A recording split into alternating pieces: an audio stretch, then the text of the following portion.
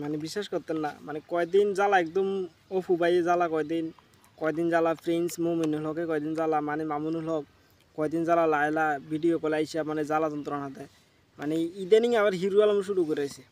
ভাবলাম যে হয়তো মনে সরকারটা বদলাইছে, যে মনে হয় হিরো আলমটা মানে বিলুপ্ত হয়ে যাব। না দেখি কোনো চান্স নাই বিলুপ্ত হওয়ার। মানে এদের কি কোনো প্রকারভাবে কি মানে জেলখানা দেওয়া দেওয়া যাও না?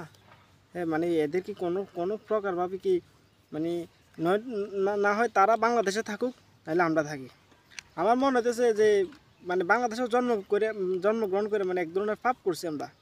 মানে তারা যেভাবে মানে আমরা অত্যাচার করতেছে, মানে দেখছেন কয়েকদিন আগে গান একটা আবার রিলিজ করছে।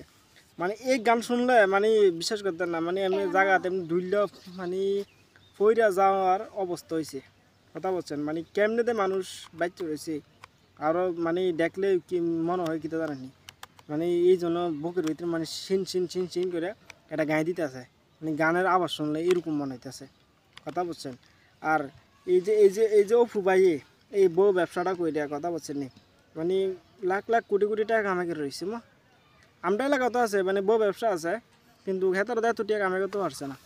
কিন্তু এই টিকটক আর অপু ভাই কেমন এটা করলাম, মানে একটু ট্রিক্স মানে জানতাম চাইতেছি। কথা বলছেন যেহেতু কোয়ালে বিয়ার সাথে নাই, মানে তারপরে একটু জানিয়ে রাখা ভালো। যদি কোনো প্রকার যদি বিয়ার সাথে একটা হইয়া যা, কথা বলছেন যদি একটা বিয়ে হইয়া যা, কথা বলছেন তাইলে আমার কারণ কাফাই দেবো সব, তাইলে একদম সব কাফাই দেবো। কথা বলছেন এই যে টিকটকার দিয়ে অপু ভাই যে দুধ বেচাতে মনে করেন এই ল্যাম্বরগিনি কিনছে, মনে করেন আমরাও কিনে নিলাম, সমস্যা কি? হ্যাঁ, হাতে হাতে দুধ বেচে যদি ল্যাম্বরগিনি কিনতে পারে, আমরা বিমান কিনলাম, সমস্যা কি? কথা বলছেন তারপরে কি মানে একটা বউ দরকারে, কথা বলছেন কোয়ালাতে একটা বউ চলে লাগিয়ে মনে করেন ল্যাম্বরগিনি কিনে নিলাম। আর যে হিরো আলমের থেকে বা একটু বাঁচান, মানে হিরো আলমের থেকে একটু ভাই বিশ্বাস করতেন না, মানে এই জীবনটা টানা ফানা করে লাগছে।